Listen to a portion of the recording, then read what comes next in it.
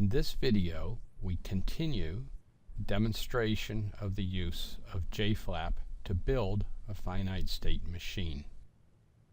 Recall the simple problem that we had in the previous video.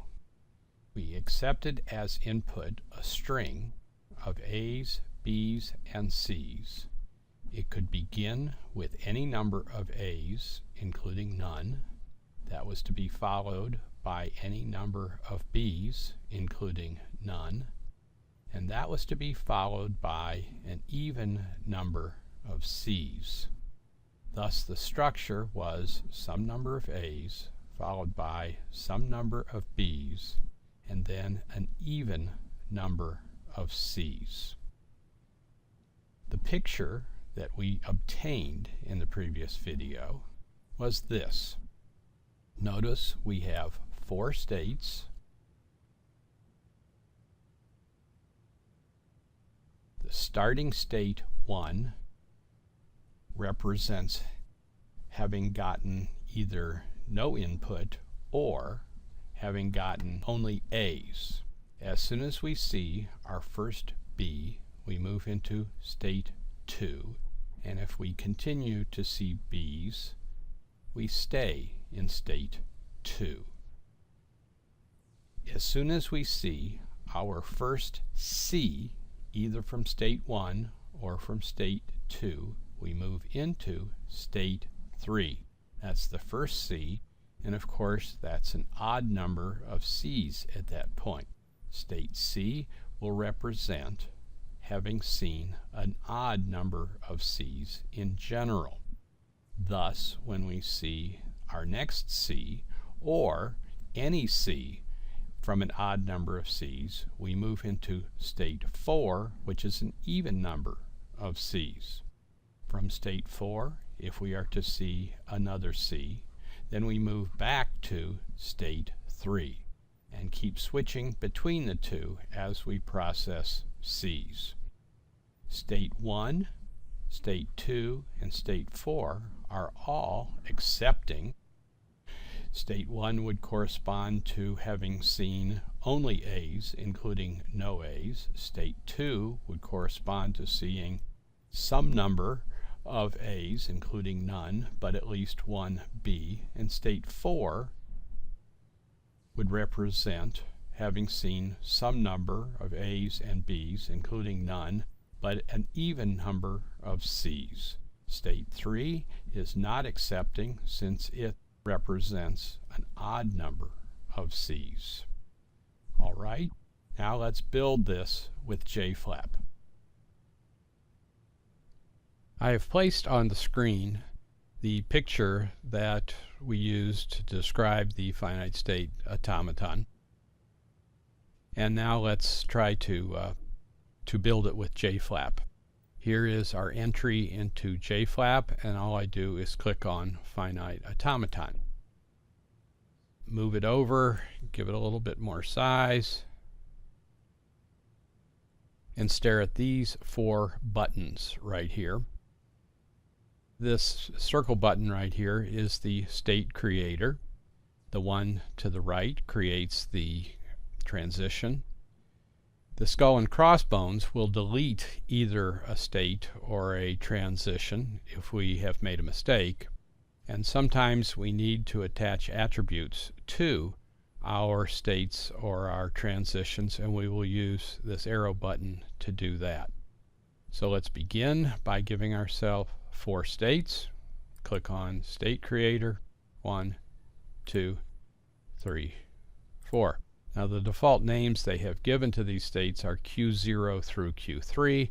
We're going to change those, but let's do that later.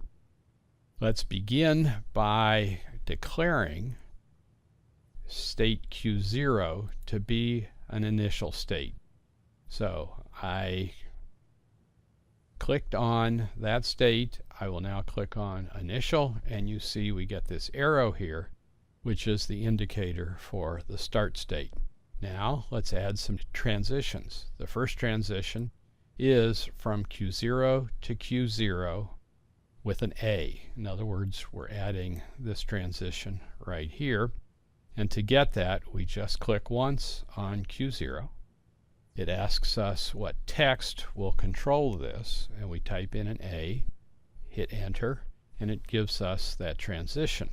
We also want to go from state 1, which is called Q0 right now, to state 2, which is called Q1, with a B. To get that, we just stretch a transition between Q0 and Q1. Again, it asks us for the text. We type in a B, enter, and it adds that.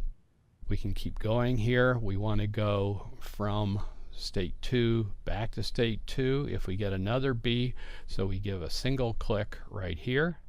It asks us the text. We type in B, enter, it gives us that one. Now we want to get some transitions to go down to Q2, in particular from Q0 to Q2. There it goes. We type a C, enter, and it puts it in. And we also want a similar one here. C, enter. We got that. Finally, we need to have some transitions between Q2 and Q3. That's fine. Here we go. Here's one. C will get us there. Now, when I go in the back direction, you may worry that this one's going to be on top of the other one. But you see that JFLAP cleverly pushes those apart to give us some distance between the transition from Q2 to Q3 and back to from Q3 to Q2. All right, those are the transitions that we want. We have a couple other things to indicate. We want Q0, Q1, and Q3 to be final states. So we go to the attribute button, right click on Q0, and also click final now, so it is both an initial and a final state. We right click on Q1, declare it also to be final. Q3 is final. And now let's change these names right here because these aren't terribly suggestive. We could change the names to 1, 2, 3, and 4, but that's not terribly suggestive. Let's call this one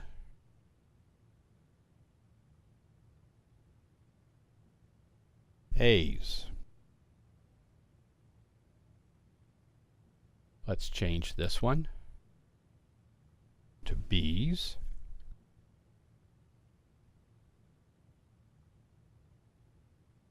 This one, we set the name to odd C's. And this one to even C's.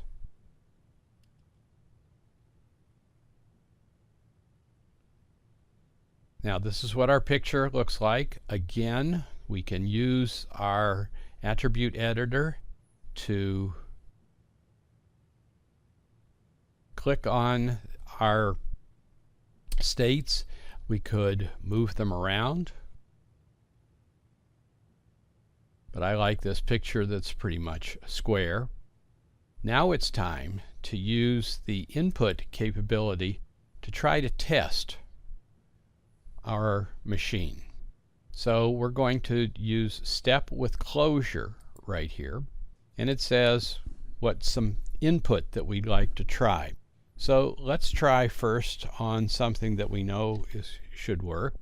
How about a couple A's, a B, and 2 C's? Okay. Notice it gives us the input right down here in this corner right here. At this point we haven't read any characters, so we are in the initial state right here. And now let's start stepping through it. Step. Did you notice that the first character here in our input string A all of a sudden got a little bit lighter? All right, but we are still in this, and we step again. Notice the next one got fainter. Step again. That's still fainter. We are about to read the B at this point. We step to read the B, and yes, it takes us into our second state, the one that we've labeled here B's. All right, now we're about to read the first C. We should come down here. We hit step, and yes, it does take us to that. And now we hit step one more time. We're reading this final C, and it takes us over here. Notice the background here changed from the blue background it had to this green background, indicating that that was accepting. So we are able to accept that string that we received right here. Think of green as standing for go. All right, let's try another one. Input step with closure, and this time let's try exactly the same one, except for only a single C instead of two C's. Okay, and we will just step right through that as we did before. Okay, now we're about to read this C right here. It will take us down here, but watch what happens. If we click again, it turns it to red, meaning it rejects it. And that's the case because, remember, we're only supposed to accept strings with an even number of C's. All right, let's try one that is very easy. How about nothing? This should be acceptable. We put it here, and notice it's already marked green, so that was acceptable. How about having just 4 C's? So we start here. Now we're going to start reading our C's. We step. It takes us down to odd number of C's. Step again, back to even. Step again to odd. And finally, we step again, and we get back to the even state for C's, and the background is green. So we use this input step with closure testing mechanism to test our finite state machine on various inputs. All right, that's how you could easily use JFLAP to test out a design you might have for a finite state automaton.